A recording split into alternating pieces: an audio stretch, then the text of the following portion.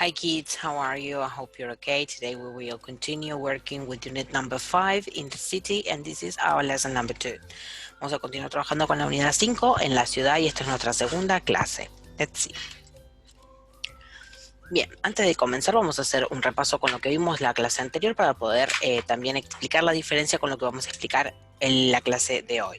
Vamos a ver entonces, en la clase anterior vimos la forma afirmativa, ¿sí? Para poder describir justamente qué cosas podemos encontrar en una ciudad, ¿sí? Qué cosas hay.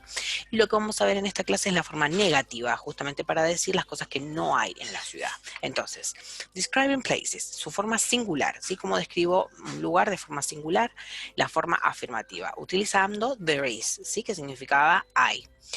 El ejemplo dice there is a big park, hay un gran parque. Cuando solo había una, ¿sí? Un lugar, en este caso hay un solo parque, vamos a utilizar there is, ¿sí? Luego vamos a utilizar el artículo a o an, ¿sí? Recuerden que eso depende siempre de que la palabra que siga, ¿sí? Depende de si empieza, por ejemplo, a, lo voy a utilizar cuando la palabra que sigue empieza con consonante, como en el caso de la B larga es una consonante. El caso de an lo voy a utilizar cuando la palabra que sigue es una vocal. Igualmente ahora vamos a ver el ejemplo, ¿sí? Pero significan lo mismo los dos. Luego un adjetivo, si es que quiero utilizar, en el caso de este dice big, ¿sí? Grande, y luego el lugar del que estoy hablando. El ejemplo dice there is a cinema, hay un cine, ¿sí? Esto lo vimos en la clase anterior. Ahora vamos a ver la forma negativa, ¿sí? Como digo lo que no hay, ¿cuál es su forma negativa? El ejemplo dice there isn't an airport. No hay un aeropuerto. Lo único que cambia es there is pasa a ser su forma negativa, que es there isn't, ¿sí? Is pasa a ser isn't y esa es la forma negativa. Entonces necesito there isn't y después lo mismo, a o an, en este caso fíjense que es an porque la palabra que sigue empieza con vocal, ¿sí? Entonces es an. Un adjetivo que en este caso no hay si es que lo necesito y después el lugar. El ejemplo dice there isn't a shopping center. No hay un un centro comercial. ¿Ok? Ahora veamos la forma plural. ¿Sí? Como describimos cuando hay más de una cosa, cuando quiero poner que hay más de un lugar, ¿sí? La forma afirmativa decía there are lots of modern buildings, en este caso. Hay muchos edificios modernos, ¿sí? ¿Qué utilizábamos para decir cuando hay muchos? There are, ¿sí? Que también significa hay, pero se usa cuando hay más de uno. Después vamos a colocar la cantidad. En este caso usamos la expresión lots of, que significaba muchos de muchos edificios o un montón de edificios, ¿sí? Pero puedo tranquilamente colocar aquí la cantidad. En este caso utilizamos lots of cuando es demasiada la cantidad y no podemos contarlas, o sea, no podemos saber específicamente la cantidad, pero se puede poner aquí si es que sabemos, por ejemplo, there are 2 cinemas, hay 2 cines, ¿sí? Luego un adjetivo, si es que lo quiero también agregar, en este caso usa el adjetivo moderno, ¿sí? Y luego el lugar. Recuerden siempre que el lugar, como estoy hablando de la forma plural, el lugar debe estar en su forma plural. ¿Qué quiere decir esto? Building, solo, sin la S, significa edificio. Ahora, buildings, con la S al final, va a significar edificios, ¿sí? Entonces, como esta oración es plural, necesariamente mi lugar debe estar en forma plural, ¿sí? El otro ejemplo decía, there are lots of people, hay mucha gente. En el caso de people no lleva S porque la palabra people significa gente, ya de por sí es una palabra en plural, ¿sí? Pero no quiero tampoco llenarlos de tanta información, solo tienen que recordar que a los lugares que vimos de la ciudad les tengo que agregar la S al final. Ahora bien, ¿cómo es la forma negativa? La forma negativa en plural, ¿sí? Dice, there aren't any cinemas.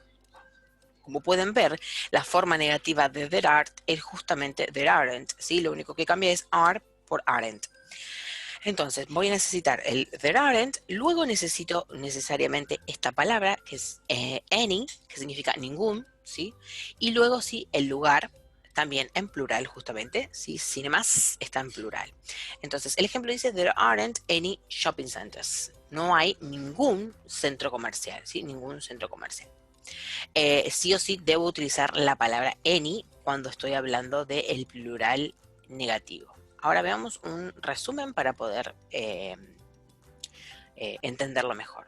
Entonces, tenemos por un lado there is y por el otro lado there are. Ambos significan hay, ¿sí? Ambos se utilizan para decir lo que hay en una ciudad, en este ejemplo, pero la diferencia es que there is es singular y que there are es plural. Entonces, ¿cómo me doy cuenta cuando tengo que utilizar uno o el otro? En el caso, por ejemplo, de las actividades que ustedes deban realizar el día de hoy, en las que tienen que o elegir la opción correcta o completar con la opción correcta, ¿cómo se van a dar cuenta? Bueno, muy bien, yo acá les expuse algunas